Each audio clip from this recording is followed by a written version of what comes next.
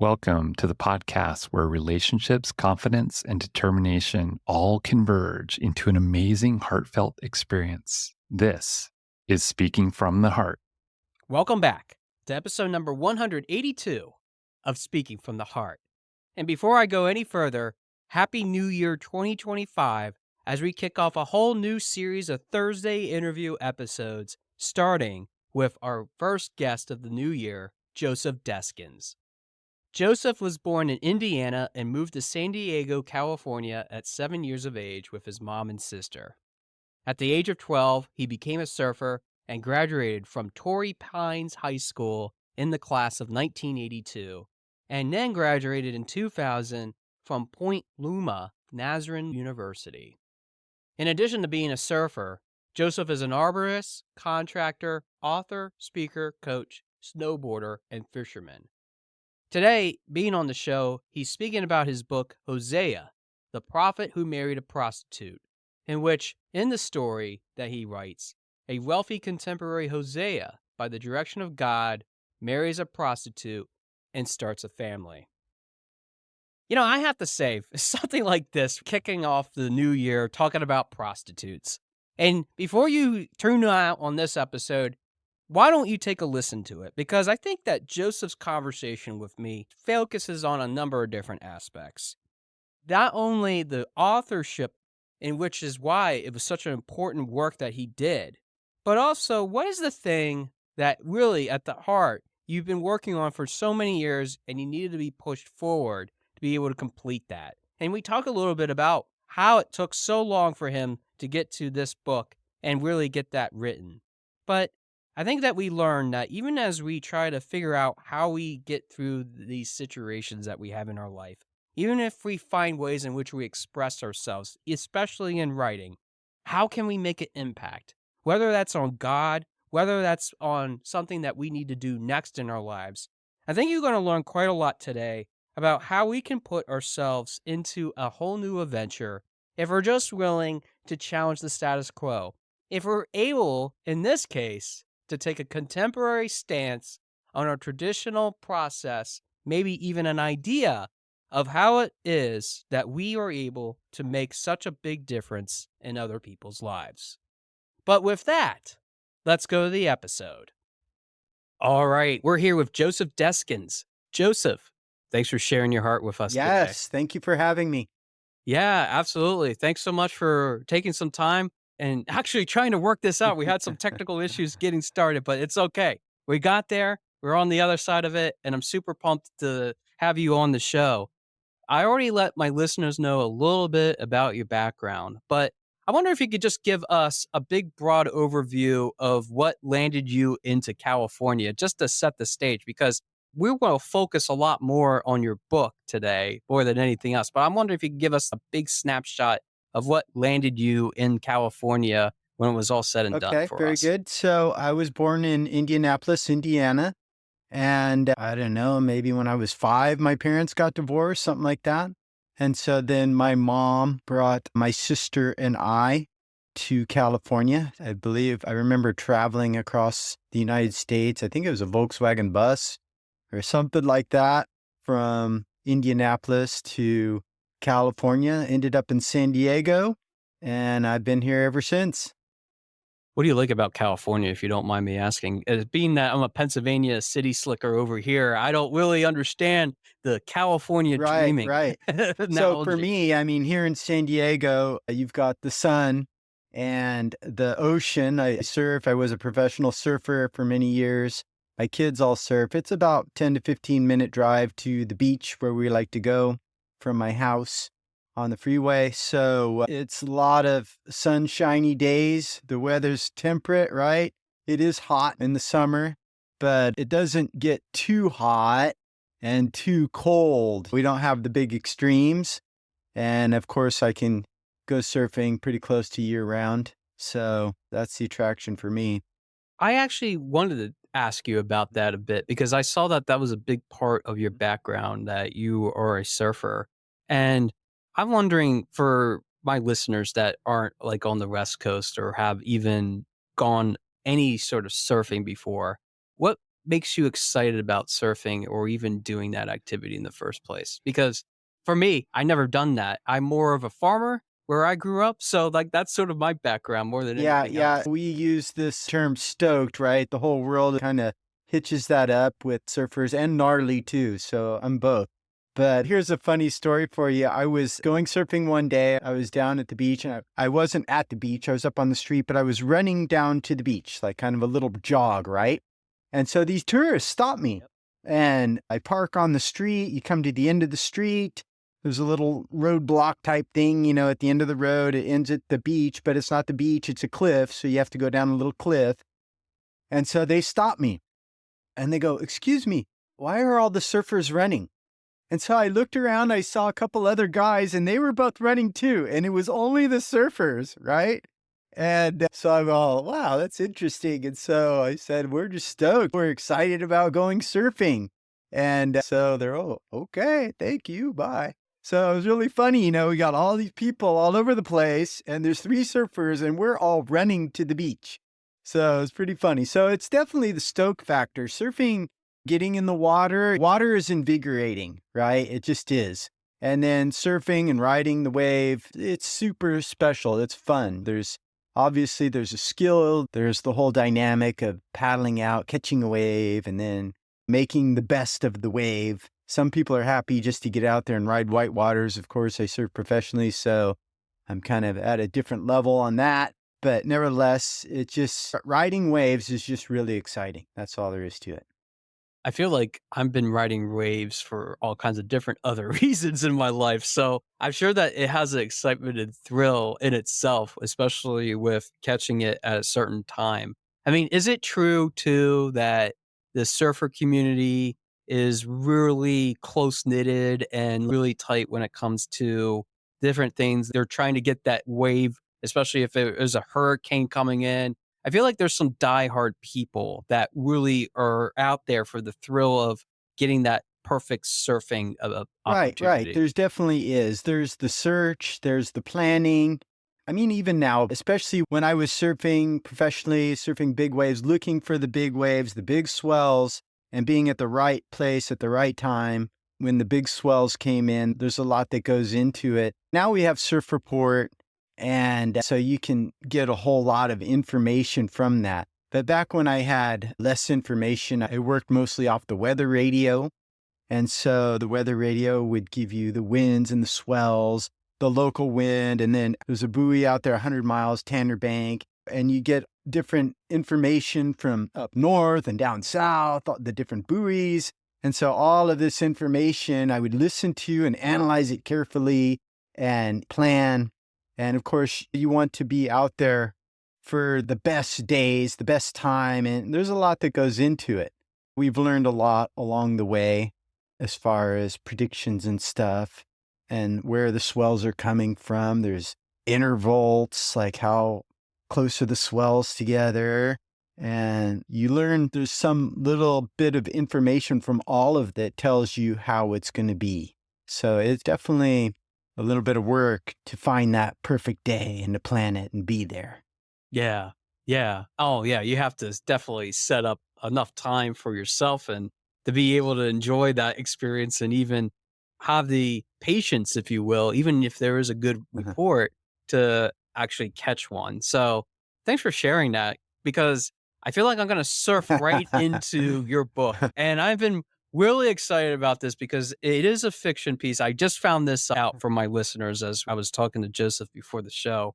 And I'll read the title and maybe you need to correct me too, because I was trying to figure out how to exactly say the first word, but we'll go with it. Is it Hosea, the prophet who married a That's prostitute? That's the name of correct. it, correct? Yes. Wow. When I read the title, I was like, wait a moment. Is this about you? And then I was looking through. It's like, no, it's not about him. It's actually a fiction book. So I like that took the element of surprise. So listeners, I already addressed that with Joseph before we got started. But tell me a little bit about, first off, the book itself and the premise of it. Okay, so it's a modern day telling of the Old Testament prophet Hosea. So in the Bible, he's one of the minor prophets, which doesn't make him any less important. It's just according to the size of the book, right? The prophet is a type of God, and he marries a prostitute.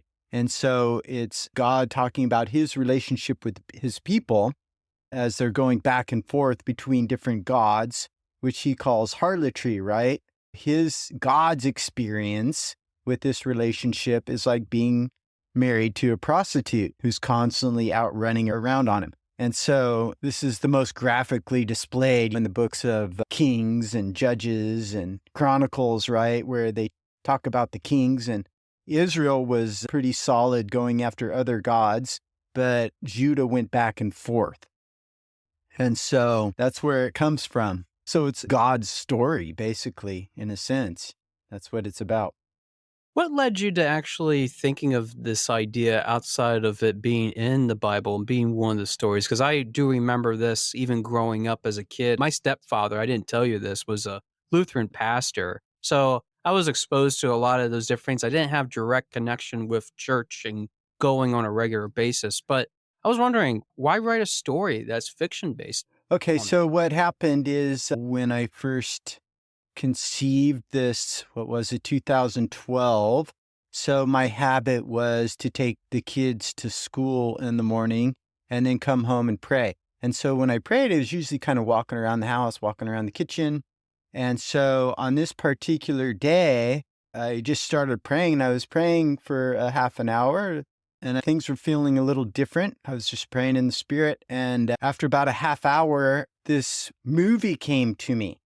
And so I understood a movie. So it's like in John chapter 3, when you're born again, except you're born again, you cannot see the kingdom of heaven, right? So a lot of the times we just think of that in terms of going to heaven someday. But really, you're seeing the kingdom of heaven. You enter the kingdom of heaven now while you're alive. Jesus said the kingdom of heaven is at hand, right? And so as being a part of the kingdom of heaven, sometimes we get to see what's going on. So see and meaning understand. And so I had the understanding of a movie. I didn't have a vision. I didn't see anything, but I understood it. So it's kind of interesting the way these things happen. And so I just understood this movie. And so it came to me, and over about a half hour period. And then I took some notes, right? And then I got started. And so it took me 10 years to write the book. So that's where it came from. It wasn't my idea. I can't say, oh, I had this great idea one day. It wasn't my idea at all. It was something that came to me supernaturally. I took notes, and then I started writing. It took you 10 years. And I know for some people, they might be saying right now, wow, that's a long time. And I know that even for some authors that I've had on the show previously, and for my listeners, you have to go all the way back to Charlie Liebert, Hector Ortiz, and other people that I've had, even Dan Armstrong for that matter. I've had many different people that have expressed their different attitudes, their different approaches as to why. And I actually am curious, before I even dive into any of those, although it took you 10 years, what kept you going as to wanting to write this and get this out there? There had to be some sort of motivation or drive to push you to Yeah, do that. so 10 years, I got divorced. I moved a bunch of times. I think at one point, I moved 5 times in 2 years. So obviously that's crazy. I think maybe it was 3 years, but never, it's just a lot of times. And so That's a lot of moving, and that eats up a lot of time for writing too. So I understand that yeah, completely. exactly. So I had a rough go of it. It was very, very difficult times. And so that definitely threw a wrench in time, et cetera, et cetera. You just take bites out of it to keep going. There's so many distractions and all that stuff in the world. But, there's just there was a seed that was placed in my heart, at that time when I got it. And so I just kept coming back to it. And like anything, it's a process. And so the 2 big things I had to get over early was just my writing, because I was like seeing a movie, but I was thinking in terms of writing a novel. And so I had my tenses all jacked up, so I was just all over the place. And so I finally just said, okay, we'll do the movie after. Let's do the novel first and get the tenses down, and then we'll just go back and do the movie. And so that was one early thing I had to work out. It took a while. And then the other thing is the biggest challenge, there's a lot of soul searching and stuff that happens during the process. And so the biggest thing was I tried to not make it a love story. So basically, we as people, we want to protect ourselves from being hurt, right? We enter into relationships, marriage, and everything else going, okay, this is for life and everything's going to be all hunky dory and we're going to live happily ever after.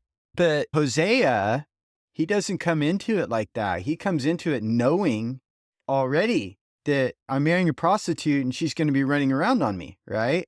And so it's like, for me coming into that, I wasn't able to do that. I just couldn't do it. So I tried to not make it a love story. I tried to have him distance himself from her in a sense, like, okay, I'm not going to fully engage here. But I couldn't do it. And I didn't realize what was happening, right? And so I just couldn't write. I was stuck. And so then, okay, what do? You go back to the book of Hosea, right? And you just read it again. And so I was reading it and it said, go and love a woman. And I froze there and I read that and just soaked on that. And I go, okay, that's the missing element. That's why I can't write. I'm trying to write it without love. And it's a love story. And God makes him vulnerable. He's going to get hurt, right? But he's willing to take that risk, and he says, okay, I'm going to take that risk. And I know they're going to run around on me and hurt me, but I'm just going to keep reaching out to them and pray that it works out in the end. Tell me a little bit about the editing process with it. I know that even from other people outside of the show that have written books, it's a very extensive process. You're working sometimes with a publisher, maybe not. And I kind of curious if you did, because I don't know if you self-published this yourself because there is an industry for that. But I'm wondering if you could tell us a little bit about how that all unfolded to get to the final copy that we have available to Right. us today. So I wrote it and it's 10 years writing. There had to be a lot of disjointedness with that too, especially with it being 10 years old, right? And it came together bits and pieces. And so I just kind of wrote as things come together. And I remember at one point, addressing the disjointed, I'm like, okay, where is this thing? And so I just printed a bunch of stuff out and laid it out, spread it out on the table, and then put it all in order and then go, okay, here's the order. What goes where? How am I going to do this? And then I got to a point where I'm like, wow, looks like I might be done. I think the whole story's done here. And so I go, okay, well, let's go ahead and send it, see if anybody wants to print it. So I sent it to TBN. I was getting ads on Facebook or wherever for TBN. Can you explain for our listeners? TBN, it's Trinity Broadcasting, right? One of the original TV stations, came from right here in Southern California. But the publishing is called Trilogy something, right? TBN.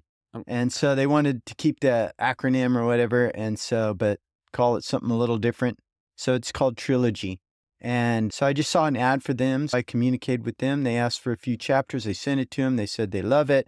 And so then as things were developing there, I remember one day I'm just like, okay, I think this is done. Is there anything else? I sat down in my chair. I have a chair I sit in, I read my Bible and wait on the Lord. And so I just said, okay, Lord, is there anything else? And he gave me 2 more chapters. And so the 2 chapters were Katie and the Jewel. So I'm not going to tell you what those are, but nevertheless, you'll get the surprise. And so I added those, and the Jewel was pretty easy. Katie was a little bit of work. But I added those and then put it all together, sent it in, and they edited it. The content was pretty good. They were all happy with it. So a few spelling and grammar passes and stuff like that. And eventually you get to the place where everybody's happy. When you got the final draft of it and you were going through it and having this opportunity to essentially share it to the world, which you did, and you have a website that shows that, and I'll throw that website into the episode notes. I'll know you'll mention it later. What did it make you feel? Was there a sense of accomplishment, proudness, maybe a sense of, I'm finally getting this out there? Tell us what that meant for you to have this all wrapped up and now being able to get to the final stages of getting it out in circulation. Yeah, I was really stoked. Obviously, the ultimate goal is the movie.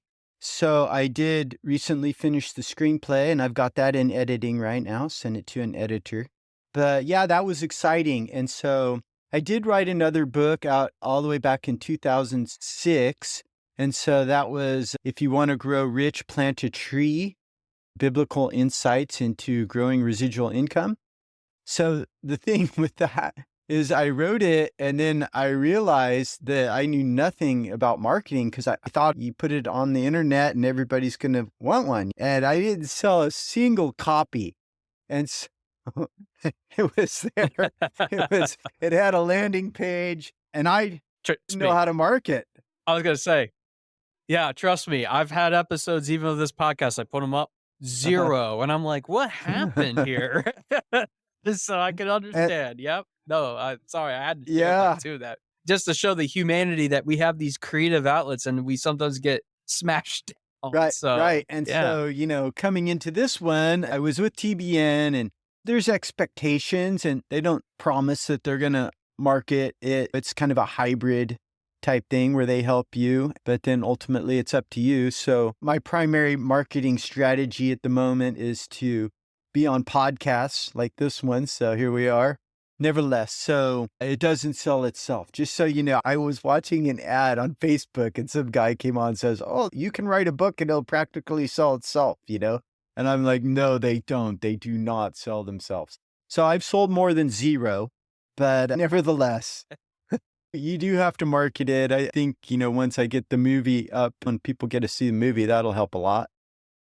Tell us a little bit about the movie development. You said that you just did the script and you sent that along. Is that something that's slated for a future date? Maybe you want to let our listeners know what it's anticipated to be released, Yeah, perhaps? I Do you don't know that? know. I sent it to an editor. I want to make sure I got everything right before I actually submit it. So there's definitely some differences. There's a couple differences. People always say the book was better than the movie. All right. Because then your imagination can get involved more with the book. And so you imagine it.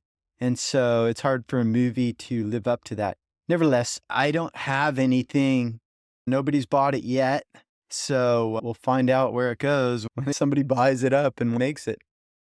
Okay, I got to put you in a scenario. So, if you had any choice of who would play the starring roles in this film adaptation, who would it Yeah, be and I why? don't know. He's kind of young. He's under 30 and she's closer to 20. And so it would have to be a young actor. And so I have thought about that a lot. And so who would it be? I don't know.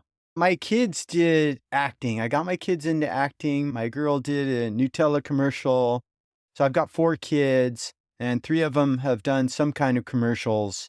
So when I got divorced, that whole thing came to an end, unfortunately. But nevertheless, they did acting. So in writing the book, I do think about that because they all went to auditions. And as some person said, it doesn't matter how good you can act, it matters how good you can audition, right? So for the most part, my girl did really good. And she was born first. She's my oldest. She's 21 now. She's in college.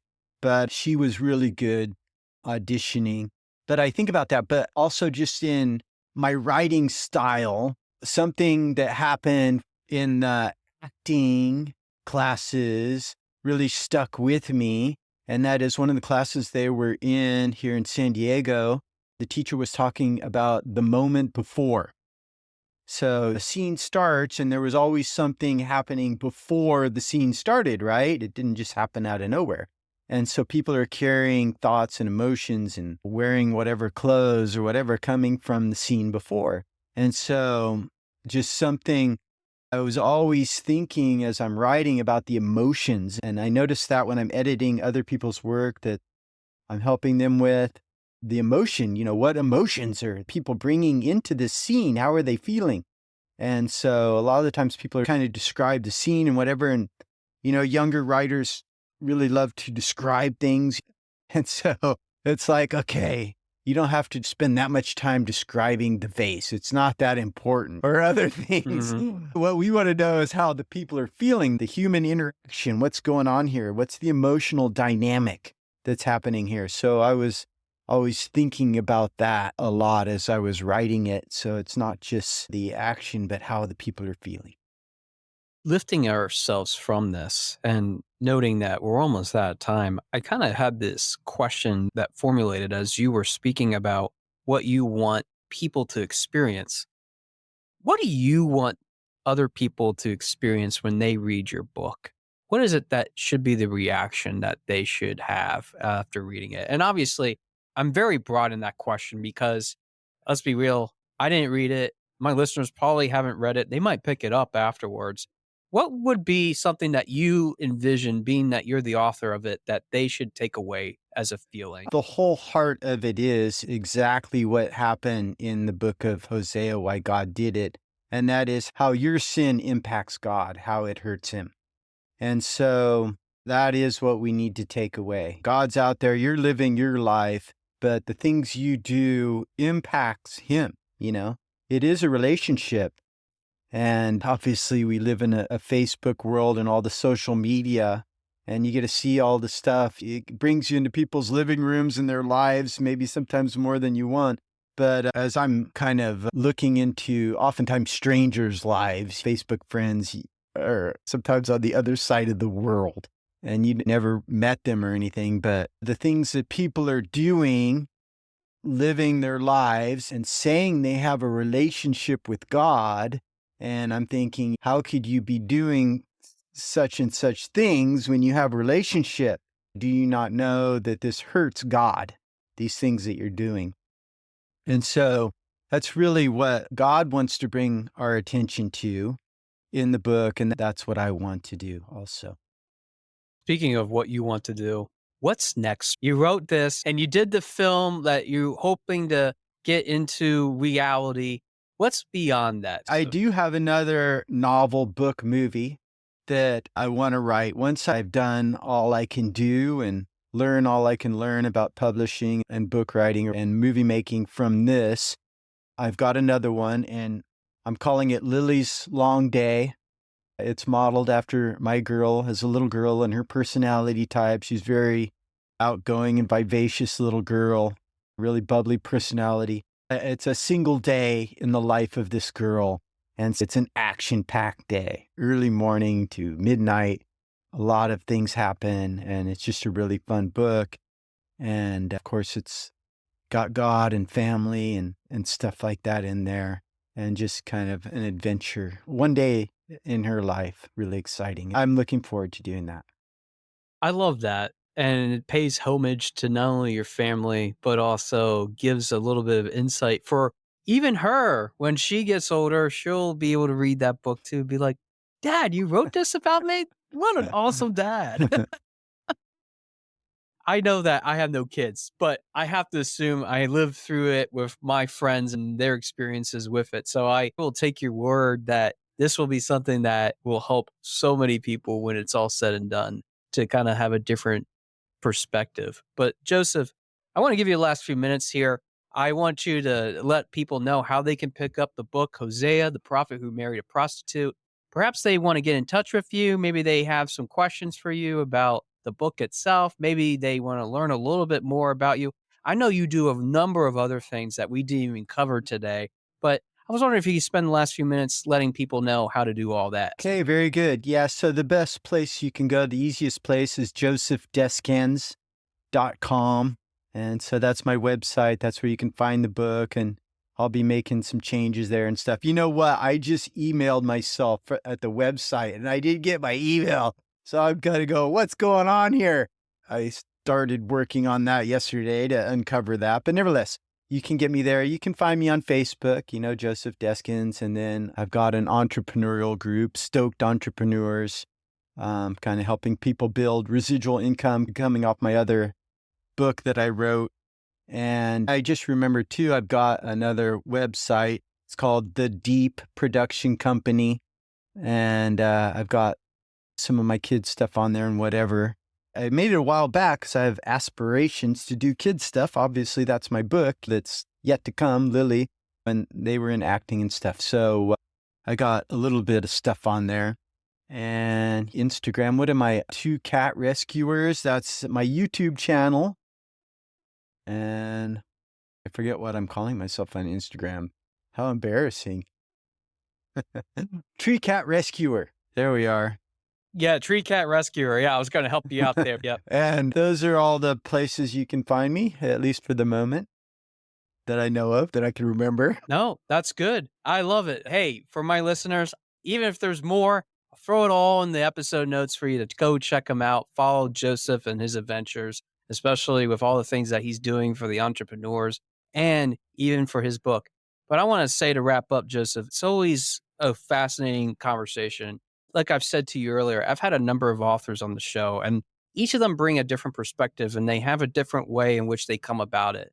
I have to say that for somebody that had this vision of what this would look like in a movie before even writing the book, but now getting to that part, it's a fascinating adventure to get to it. And I appreciate you giving us some insight as to what it looks like because some people think that this is an easy process and it really isn't. It does involve a lot of different sacrifices. It means that we have to be a little disciplined.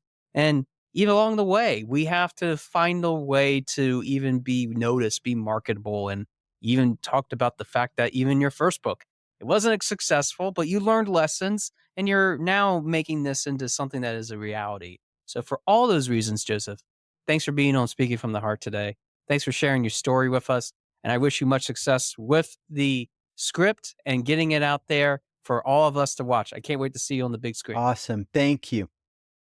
I want to thank Joseph again for kicking off my new year of guest and being part of the show overall. Because I think that his story, even what he has been able to write as a story, not only has different morals that we can learn, but also has taught us, even today, that we can look at traditional text and turn them into contemporary stories, things that have not only lessons that we can attune to, but also change or challenge our status quo. I think that one of the first things that really struck me is that it reminds me all the way back in episode 2 when I had Chris Hulse on the show talking about traveling around, learning how to connect with people. And now I have another person, Joseph, taking this cross country adventure and then settling down with where he is today. And to use some of the words like gnarly and stoked, I'll tell you, that's why I never grew up in California. I don't know if I could ever be able to understand that lingo, that energy that people have out there. It's a completely different vibe. But being a swimmer, being somebody that is a surfer, it certainly has shown that he can have this creative energy to show others. And that's why talking about the book today, talking about what he's been through to write that book, was really a very interesting take. Because who would ever thought that a prostitute, somebody that you think of that gives sexual favors in so many ways, engaging in this world, has then something that would give us an opportunity to talk about? I just think that is baffling to me. It's even something that, even as a podcast host, what do you do with something like this? And even then, I'm sorry, Joseph, but it's sometimes hard, even for me, to think about what is the moral that I want to pass along to my listeners with something like this. But I think I came up with something that I think all of us, including Joseph, would like. Because I think that we think of prostitutes, we think about the outcast. And I can think of many times in my life that I've been viewed as the outcast. And even the Bible talks about a number of different situations, not only with the prophets, not only with Jesus for that matter, being treated as the ultimate outcast, paying the price on the cross. I think we learned so much about how we can have all these bad things, but we turn them into good things. These are situations in themselves that not only build up this routine that we go through and we sometimes have to endure, but we can see and understand through these experiences that others go through how we should treat others, how we should be able to be more respectful, how we are able to learn, even after all these years, how we can plant that seed so that others know that we should never treat people that way, that we want to see them get to where they want to be. And Joseph really has done a great job, even writing the book, to talk about these types of aspects, to be able to do that soul searching process of even what it means to be damaged, to be demeaned, be stuck in this connection of places that, even for his characters that he has in the book, has been able to find places where love does exist, that we are able to be appreciated, to be enjoyed, to be able to find ways in which we have a deeper meaning. And I think that this process, no matter how long it might take for us to write that story out, which even Joseph detailed, can be even a difficult, arduous process in its own. Dan Armstrong, another person that we had on the show now almost 2 years ago, I can't believe it's been that long, talks about this even with his editing process, why it's such a love-hate relationship. I think that we sometimes get frustrated. We want to throw the towel in. And we've had even guests in 2024 that have talked about why that passion, that's what drives us forward. And I think that's where Joseph's story really helps us to learn that even with this editing process, even if it's dragged out, it does allow us to develop new alternative motives, new morals, new paths in which we can gain and garner attention.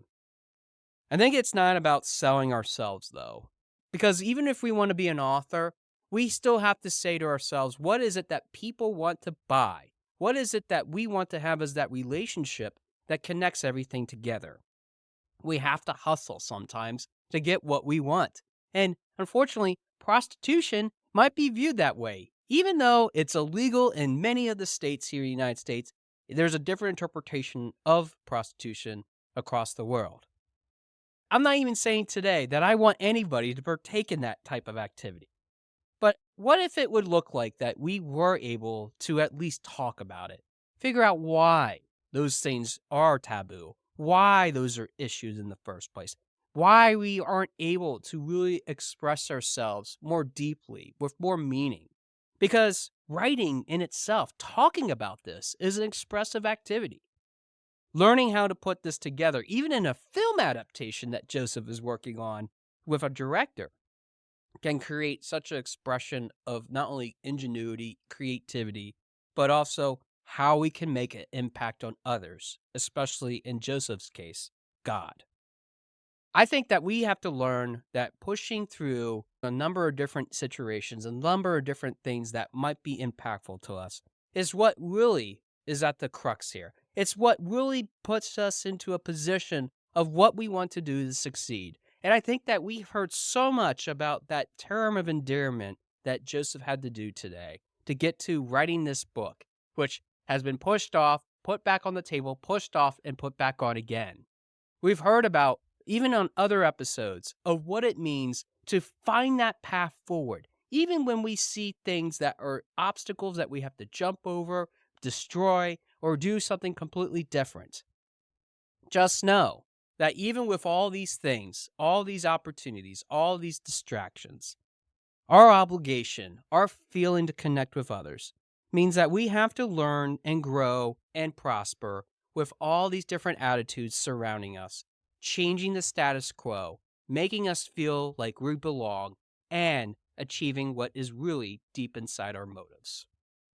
But traveling, being able to settle down, being able to do that can be hard. It can be arduous. And I have to say that for those that are out there that do have that kind of lifestyle where you're always on the go, you don't have an opportunity to really take a break because you're always doing something. I want you to know that this is all about time management.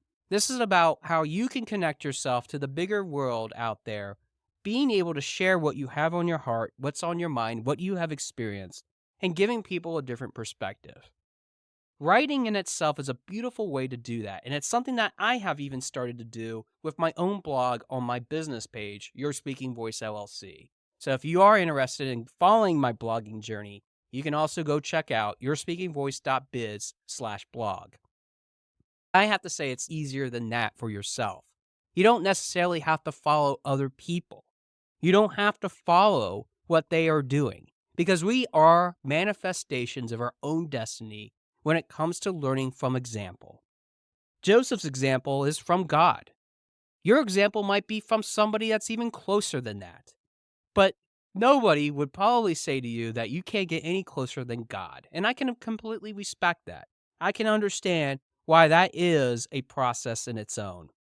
But getting stuck, soaking into the areas in which you allow love to take place, especially in a prostitute's case, is something of a bigger motive that I want to talk about as we wrap up today's episode. Sometimes we are easily swayed or judged by some of the things that have happened to us, whether it's in the past or present.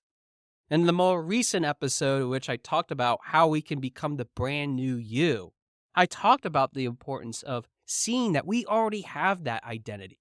It's just a matter of just unlocking it, using the right key combination so that we are able to manifest that into existence. And I think that we all know that we have what it takes if we're just willing to see that no matter what it is that we've done in the past, we can be loved for who we are and what we're able to accomplish.